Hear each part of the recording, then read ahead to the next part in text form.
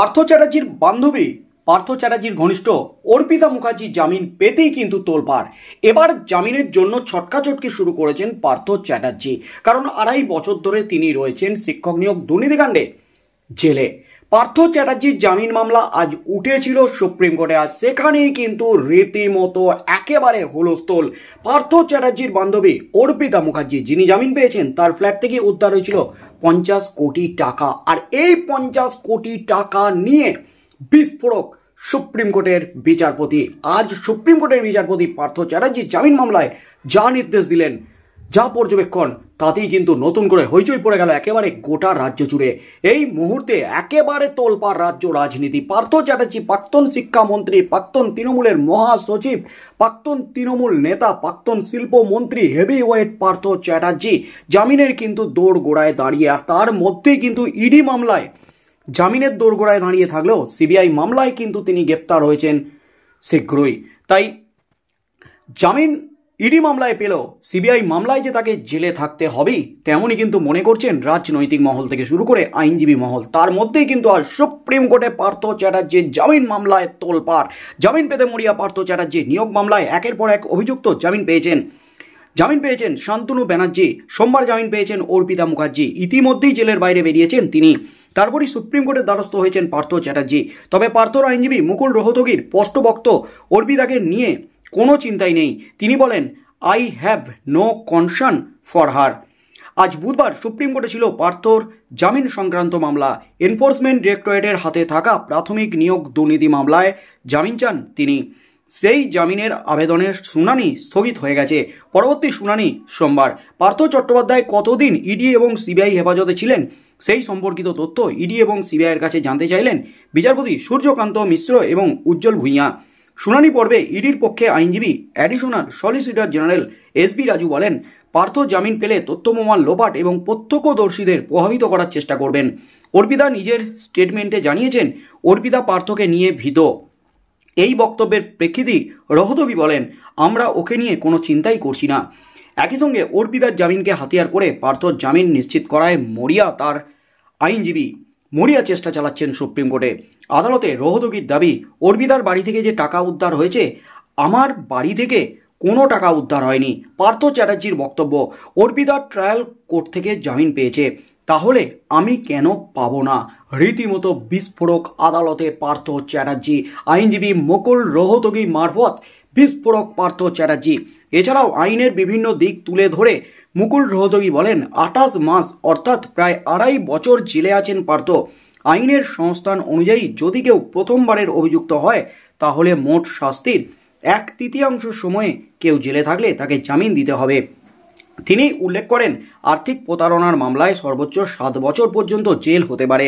অর্থাৎ পার্থ চট্টোপাধ্যায় 1/3 সময় জেলে কাটিয়ে ফেলেছেন, কিন্তু এখনও পর্যন্ত ট্রায়াল শুরুই হয়নি।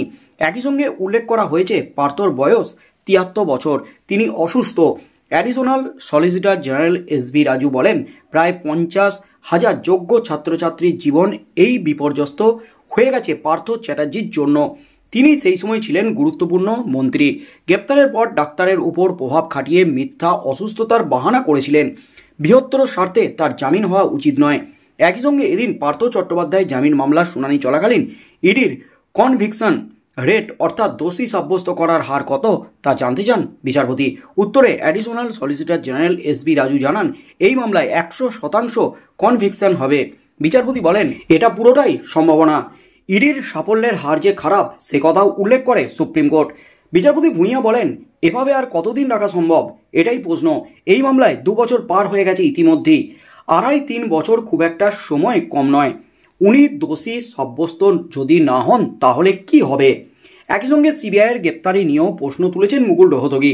তিনি বলেন, 28 মাস ধরে কেন গ্রেপ্তার করা হলো না? সিবিআই যে সময়ে গ্রেপ্তার করলো তা সন্দেহজনক। বিচারপতি সূর্যকান্ত মিশ্র বলেন, সেদিন গ্রেপ্তার করলে তো বলতেন, এত তাড়া কিসের? এরপরই বিচারপতি সূর্যকান্ত এবং উজ্জ্বল ভূঁইয়ার বেঞ্চ পর্যবেক্ষণে বলেন, এই মামলার তদন্ত শেষ করা যথেষ্ট সময় সাপেক্ষ, ফলে অনির্দিষ্টকাল কাউকে জেলে রাখা যায় না। আদালত জানতে চায়, মোট কত সময় ইডি এবং সিবিআই হেফাজতে ছিলেন পার্থ চ্যাটার্জি। আগামী সোমবারের মধ্যে এই তথ্য জমা দেওয়ার নির্দেশ দিয়েছেন বিচারপতি।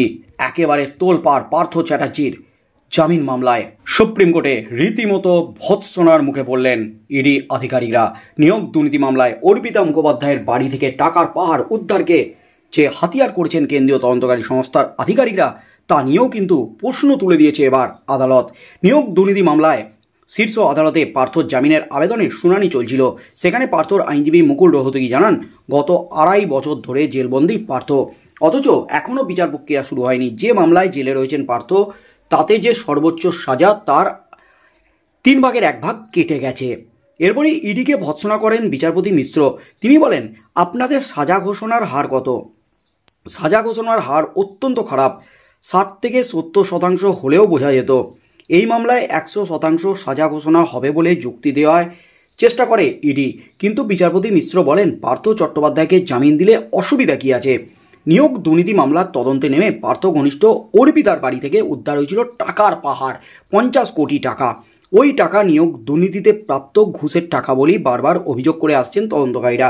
কিন্তু এদিন বিচারপতি মিশ্র বলেন, কে এই অর্পিতা? শুধু তার বয়ান দিলে হবে না, অন্য তথ্য প্রমাণ খতিয়ে দেখতে হবে। পার্থ চট্টোপাধ্যায় মন্ত্রী ছিলেন, প্রভাবশালী ছিলেন তিনি, কিন্তু ঘুষের টাকা কেউ কি নিজের বাড়িতে রাখে না? এমনই কিন্তু প্রশ্ন তুলে দিলেন বিচারপতি মিশ্র। সম্প্রতি জামিনে মুক্ত হয়েছেন অর্পিতা। সেই প্রসঙ্গ তুলে পার্থর আইনজীবী জানান, যার বাড়ি থেকে টাকা পাওয়া যায় সেই অর্পিতা জামিন পেয়ে গেছে। প্রাথমিক পর্ষদের তৎকালীন সভাপতি মানিক ভট্টাচার্য, তিনিও জামিন পেয়ে গেছেন। শুধু পার্থই জামিন পাচ্ছেন না বলে সওয়াল করেন রোহতগি। অর্পিতার সঙ্গে পার্থর সম্পর্ক ছিল বলে যে চাউর হচ্ছে তা অসত্য বলেও দাবি করেন পার্থর আইনজীবী। আগামী সোমবার এই মামলার পরবর্তী শুনানি। সেখানে কেন্দ্রীয় গোয়েন্দা সংস্থা সিবিআইকেও উপস্থিত থাকতে বলেছে। একেবারে তোলপাড় পার্থ চ্যাটার্জির জামিন মামলায়। সোমবার কি জামিন পাবেন পার্থ চ্যাটার্জি? যে টাকা উদ্ধার হয়েছে 50 কোটি টাকা, সেই 50 কোটি টাকা নিয়েও কিন্তু প্রশ্ন উঠে গেছে সুপ্রিম কোর্টে। এই 50 কোটি টাকা কেন নিজের বাড়িতে না রেখে অন্যের বাড়িতে রেখেছিলেন, এমনই কিন্তু প্রশ্ন উঠে গেছে। ঘুষের টাকা কেউ বাড়িতে রাখে না। পার্থর জামিনের সমস্যা কি আছে? অর্থাৎ যার বাড়ি থেকে টাকা উদ্ধার হয়েছিল সে জামিন পেয়ে গেছে, তাহলে পার্থ কেন পাবে না? এই প্রশ্নটাই তোলেন সুপ্রিম কোর্টে পার্থ চ্যাটার্জির দুঁদে আইনজীবী মুকুল রোহতগি। অর্থাৎ আগামী সোমবার কিন্তু হ্যস্তন্যস্ত করতে চলেছেন সুপ্রিম কোর্টের 2 বিচারপতির বেঞ্চ। তাই এবার কি পার্থ চ্যাটার্জি সিবিআই ইডির জাল কেটে বেরোতে চলেছেন জেলের বাইরে? তবে জামিনের আগেই কিন্তু বড় ধাক্কা পার্থ চ্যাটার্জির, কারণ যে মামলায় জামিনের জন্য আবেদন করেছেন সেটা মূলত সিবিআই মামলা নয়, সেটা ইডি মামলা। কিন্তু সিবিআই গত মাসেই পার্থ চ্যাটার্জিকে গ্রেপ্তার করেছে। অর্থাৎ 28 মাস ধরে গ্রেপ্তার কেন করেনি সেই প্রশ্নটাও তুলে দিয়েছেন মুকুল রোহতগি। তখন বিচারপতি কিন্তু পাল্টা দিয়েছেন যে, আপনারা তো এখন বলছেন এতদিন পর কেন গ্রেপ্তার করেছে, তখন গ্রেপ্তার করলে তো বলতেন এত তাড়া কি আছে। অর্থাৎ সব মিলিয়ে কিন্তু রীতিমতো তোলপাড় পার্থর জামিন মামলায় সুপ্রিম কোর্ট।